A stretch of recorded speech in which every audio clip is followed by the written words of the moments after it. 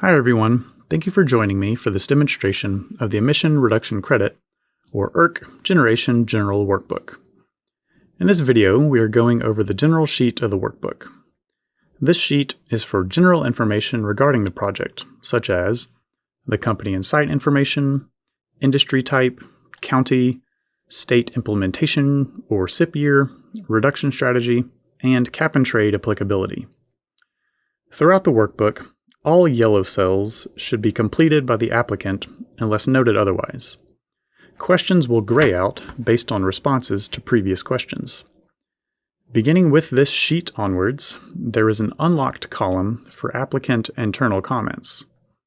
This is an optional area to be used by consultants and applicants as they prepare their application. All notes should be deleted prior to submittal. This column is not an appropriate location to make notes to TCEQ staff. As we go through the workbook, you will notice that some areas will be initially grayed out and become available as data is entered, whereas other areas may remain gray or become grayed out. Cells that remain or become gray should be empty. If prior responses are revised and a section grays out based on the updated responses, delete the responses in the data entry cells that are now grayed out prior to moving forward. Failure to delete this data may lead to issues with the functionality of the workbook. At the end of the instructions on each sheet, you will find a link to return to the cover sheet. You'll also notice near the bottom of each sheet is a direct link to the next worksheet. The general sheet has 3 sections. Let's move back up to section 1 and get started. We will begin on row 10 with the first acknowledgement statement. This statement is to confirm that you are submitting an authorized version of the workbook and all necessary attachments to your ERC Generation application. In addition, you are acknowledging that you have not changed the workbook in any way. This is to ensure that internal staff will be able to run macros, queries, and formulas on the workbook, and that no formulas or functions were added or edited that would interfere with this process. First, we'll see what happens if an applicant were to select "I disagree." We'll see that the cell turns red, which indicates a potential issue. With some exception on the Emissions Supporting Documents sheet, there should be no red cells in the workbook when it is submitted with your ERC Generation application through STEERS. Let's change the response to "I agree." Please note that not all drop-downs are obvious, so click in the yellow area to see if an arrow appears before typing. Now we can move on to the company and site information, starting with the name, which has a 100-character limit. As you can see in this example, we have an application from the generic oil company. Our next item will be selecting the industry type from the drop-down list. Note that if Other is selected, you'll need to enter a brief description. The description box also has a 100-character limit. However, for this example, we will select the industry type oil and gas production. Next, we will select the county where the site is located. You'll notice that once we make a selection for the county, Brazoria in this case, the non-attainment area will auto-populate. For this example, this site is located in the Houston-Galveston-Brazoria area. Now we'll move on to some company and site identifiers. Note that there are additional character limits throughout the workbook. For example, the CN and RN numbers are limited to 11 characters, and the portfolio number is limited to 5. Let's type in a 10 and a 12-digit CN so we can see the error message that will display.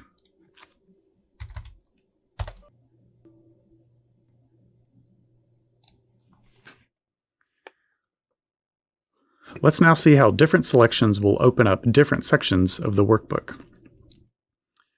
If we select Brazoria for the county, the sections that are related to counties that are partial non-attainment will either gray out or remain grayed out.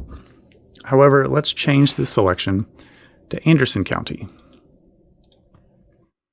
If the site were to be located in a county that is only partial non-attainment, such as Anderson, and we indicate that the site is not located in the non-attainment portion of that county, the cell will turn red and a message will appear stating that ERCs can only be generated in non-attainment areas as outlined in 30 Texas Administrative Code, or TAC, 101.302A1, and to not proceed further.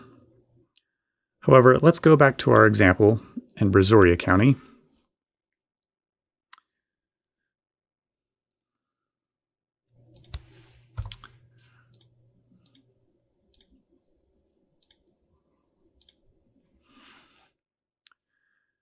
The following information is from a completed ERC generation project with some edits and adjustments in order to display maximum functionality of the workbook. As you can see, some of the basic project information such as CN, RN, portfolio number, and the emissions inventory, or EI, air account number have been pre-filled. If a company does not have an RN or needs to update its CN or RN, a core data form should be submitted to the central registry. A link to this form can be found below in Section 3 for supporting application materials. If a company needs a portfolio number, they can request one from the EBT team. Moving down to row 30, there is a question about reporting to the EPA's acid rain program during the SIP year. If yes is selected, the next two questions will stay grayed out, and we see that the SIP year for this site will be 2019 and is classified as an electric generating facility. But in our example, this is an oil and gas site and not an electric generating facility, so we will select no. Next, we'll answer whether the site reported to the emissions inventory during the 2019 control period. If yes is selected, then the workbook tells us that the SIP year is 2019 and the site is a point source. However, we will select no, indicating the site did not report to emissions inventory in 2019, so we have to move on to the next question. Finally, we will indicate whether the site emitted more than 10 tons per year of volatile organic compounds, or VOCs, or 25 tons per year of nitrogen oxides, or NOx, during the SIP year. If yes is selected, that would mean the site should have reported to emissions inventory, as those are the reporting requirements, but because they indicated they did not, they will be classified as a non-reporting point source. At this point, a message appears stating that non-reporting point sources are not eligible to generate ERCs per TAC 101.302B and to not proceed further.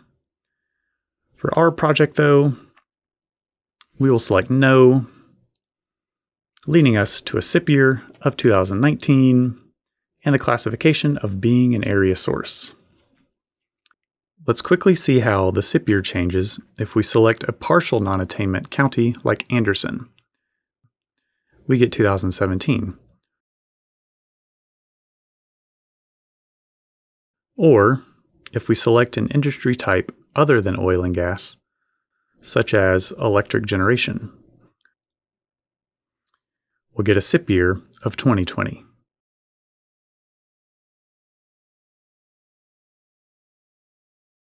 Next, we'll move on to the reduction strategy, or strategies if implementing more than one.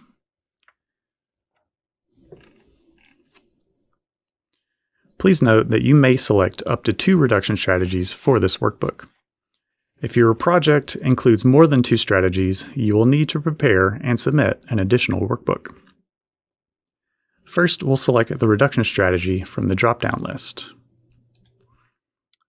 We will initially select permanent shutdown of full site in order to demonstrate a unique function on the next sheet for facility information. Don't worry about the large gray area under this reduction strategy. We'll come back to that area in the facility information video. Now, because this site is an area source and the reduction strategy is a permanent shutdown, a 15% or a 0.1 ton per year reduction, whichever is greater, will be applied to the amount of ERCs calculated, per TAC 101-303C. Due to our current selection for the reduction strategy and the industry type, if we go to the facility information sheet, we will see a normally grayed out section appear visible in cells A27 to B30. This section is reserved for the information regarding a full permanent shutdown of oil and gas production site.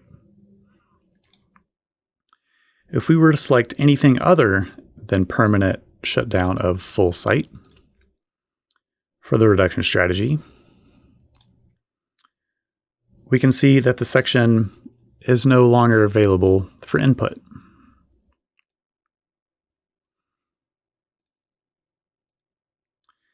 Next, we'll move to the ineligible reduction strategies to determine if the site is using any of the ineligible reduction strategies outlined in TAC 101-303, and if the project meets the definition of a real reduction as outlined in TAC 101-300.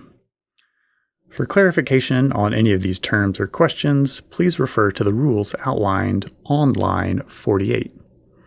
Or contact the EBT team. If yes is chosen for any of the selections, a message appears stating that the reduction strategy is either ineligible or does not meet the definition of a real reduction, and to not proceed further. In our example, we will select no for each question.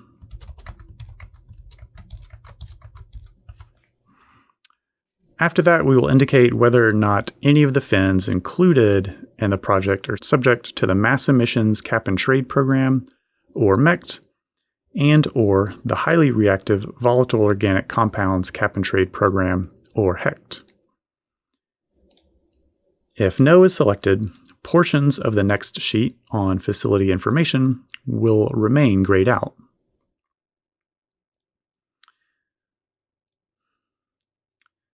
As you can see, cells A25 to B26, which are reserved for cap and trade program information, will be grayed out, which will impact some options in the table below, and we will revisit that in the facility information video.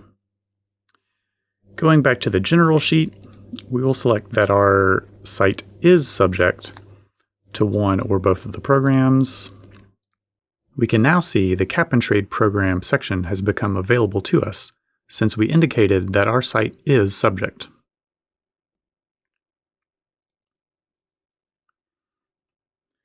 This brings us to Section 3, which lists the supporting application materials that must be submitted, if needed, with the application. For each item, information on how to submit the materials, website links for forms, or where to find additional instructions or details for the documents is available in column B.